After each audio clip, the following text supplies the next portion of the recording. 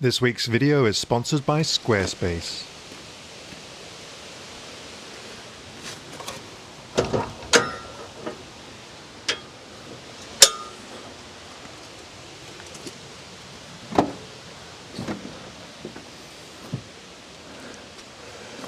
Wow, hello everybody. I hope you're all doing great.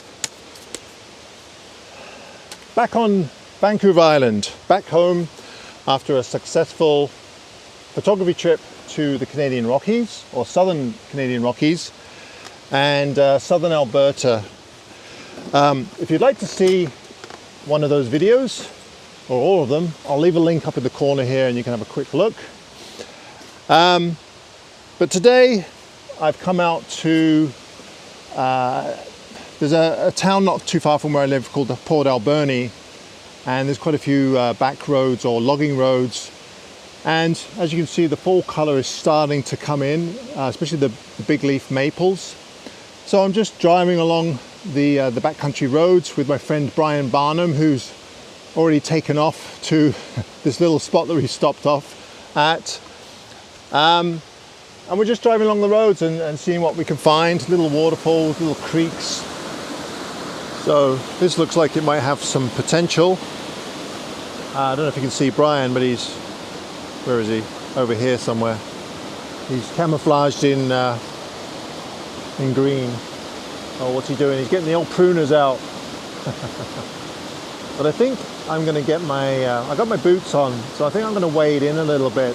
Because usually, if you go in the water, you can get some better angles. Or different angles at least. All right, let's go and see what we can find.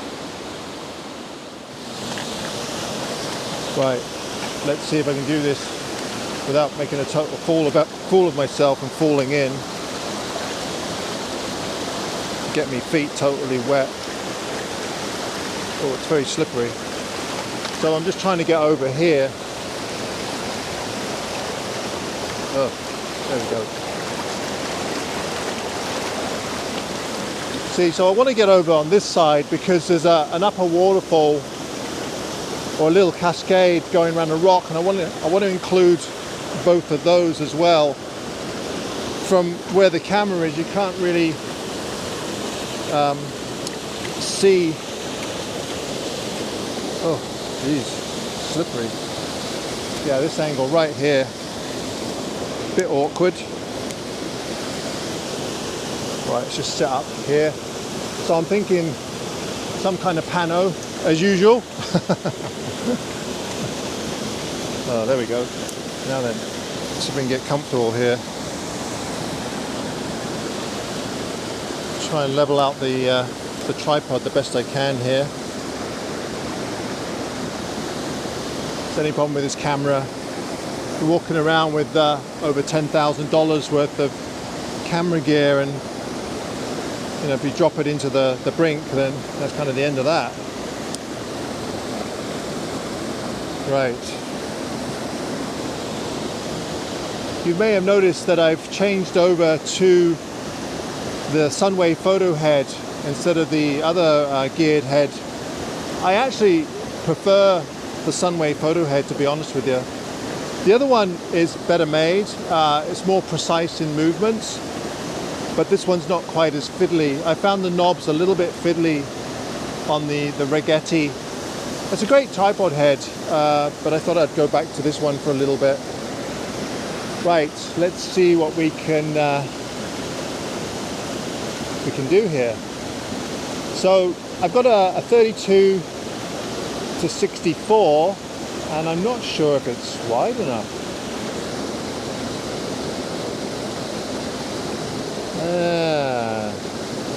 So the problem with this composition is that I love the waterfall in the foreground, and there's a nice boulder in the midground, but then after that it gets really messy. So that's one of the reasons why I want to turn it into, let's go with 16 by 9. See what that looks like. Yeah, it's not bad. I think 65 by 24 might be better.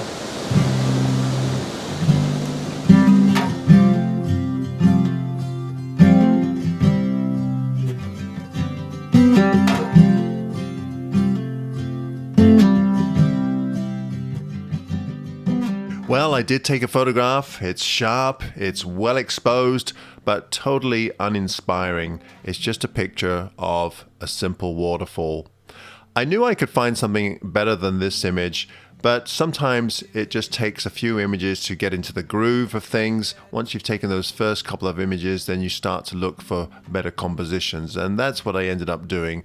And I think, or I hope, that most of you will agree that the next composition is quite a bit better than this one.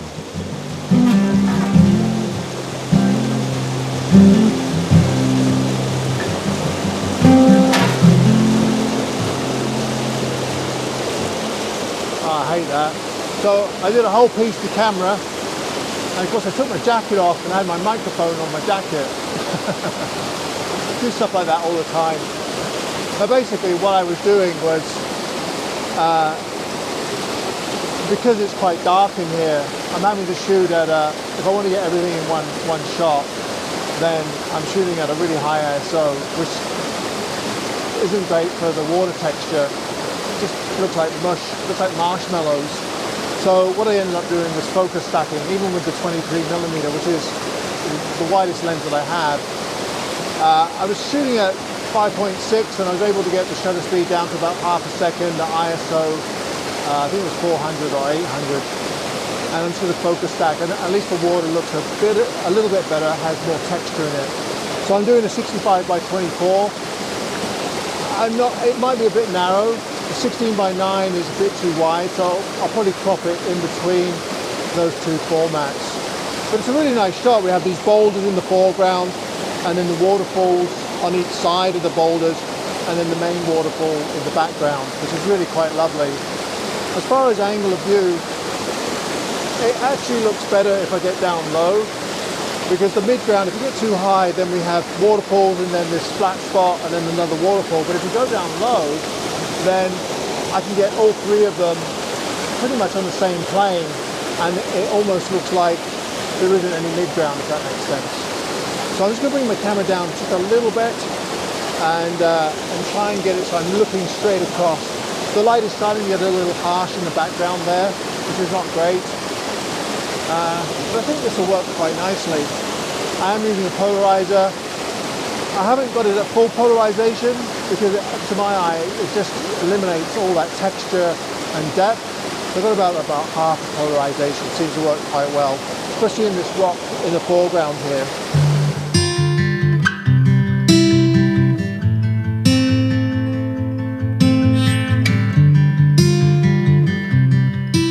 Well, it did take me quite some time to find a perspective that I thought would work, but after quite a bit of maneuvering around in that waterfall, I did find a composition that I liked. So here is the pano, but actually as I was doing post-processing in Photoshop and fiddling around with the cropping tool, I actually preferred the full frame version without any crop. And the main reason being is that there's some beautiful light reflected on that boulder in the bottom middle there. So I thought I'd leave that in. So I'd love your opinions on this. Do you prefer the pano version or the full frame version?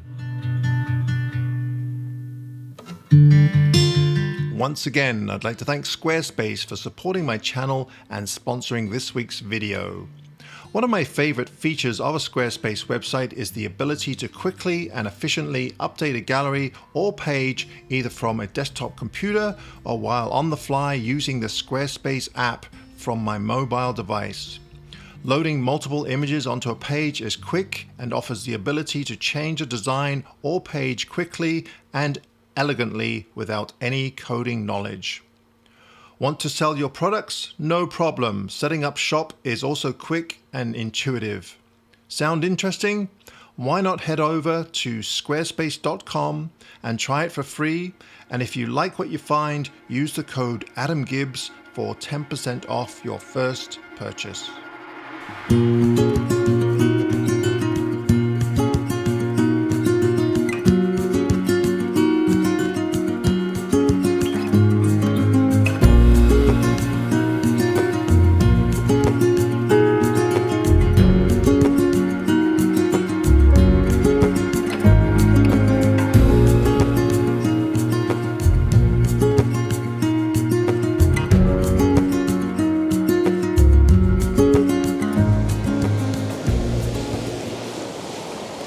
Right, so Brian and I have come down to Fosli Creek Falls, which I have been to before.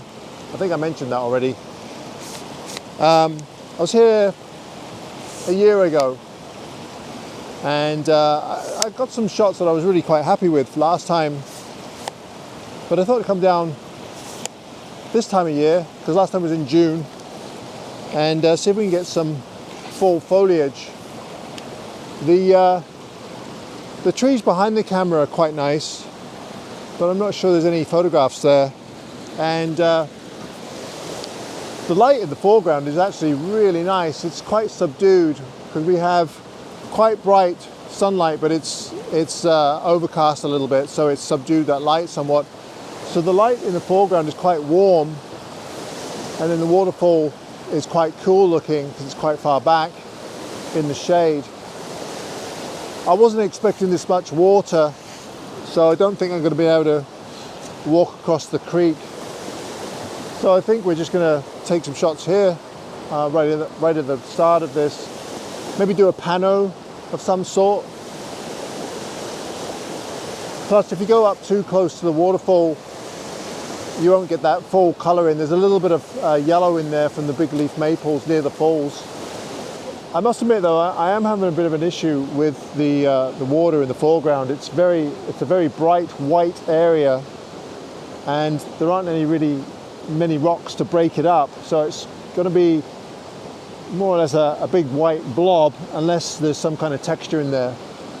So the other issue I'm having is that there's quite a bit of wind in the background from the waterfall blowing the foliage around. So if I want a reasonably fast shutter speed in the foreground, a fifth of a second or sixth seems to be a good shutter speed, but it's not fast enough to capture the leaves or stop the motion in the leaves.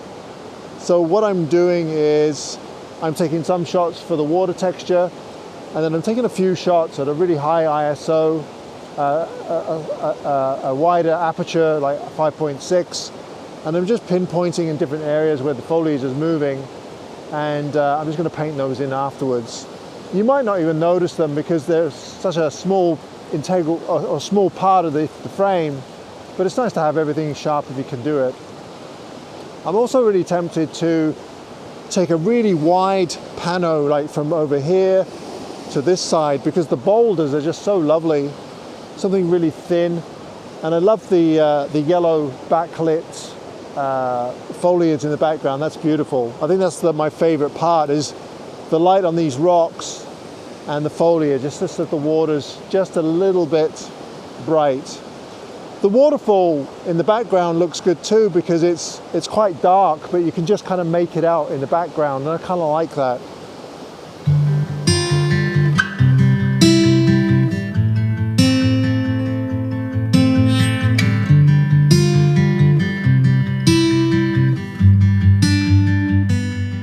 Well, I really lucked out with this image. The wind did actually die down, so I managed to take a shot with my 45 to 100 millimeter f4 lens at 52 millimeters, and I got my f-stop to f11, 1/5 of a second at ISO 640, and managed to get pretty much everything in sharp focus. There are a few leaves moving around, but most people aren't going to notice that. So I was happy to just get it with one shot.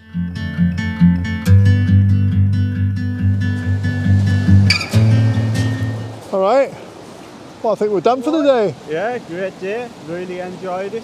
So Brian hasn't really, you've only been to the island a couple of times, right? Three or four times. 3 or 4 times. And there's certainly lots to photograph here. The lower mainland, Vancouver, has some great spots, but they're kind of a long way away, aren't they, really? Golden is... You've got to travel, and there's a lot of people, a lot of foot traffic. Yeah, well, especially the last couple of years, Because of COVID, it's... the amount of people has just been terrible, isn't it? Yeah. Well, it's the same on the island, though, but at least I think there's more options here than... Well, you can get away, you can get away from people here. You can have places like this. We haven't seen anyone since we've been here. No, not really. So you can really take it in, and Just relax a bit more, concentrate more on your You're looking pretty green today too. You got a bit of yellow there. I'm looking glorious. So I think that's it for today. How did you make out today? Well, we were kind of in each other's way for a bit there. It was good. It was the first waterfall. There wasn't a lot of room, so you had to wait your turn. Yeah, I'm not sure how I did on that one. I ended up waiting quite some time for Adam to get his shot, and then we've came to this waterfall. Great. It's a lot bigger. It's a lot more vast. So there's more room to move. Yeah, actually, I didn't think this was going to work from here, but I think, well, we'll see. There's just a bit of movement in that right-hand side. Yeah, that was a bit of a problem, wasn't it? Yeah. But I can imagine maybe in the morning it might be all right. Yeah. All right, well, thank you ever so much for watching. I appreciate it. If you enjoyed the video, you know what to do. Hit the old thumbs up. Head over to my channel. Yeah, go and check out Brian's channel so you can see his photographs. And well, tomorrow's family day, but then we have another couple of days and a couple more vlogs, hopefully, if the weather holds together. Looking forward to it. Yeah. All right, thanks ever so much, everybody, and we'll catch you next time. Bye.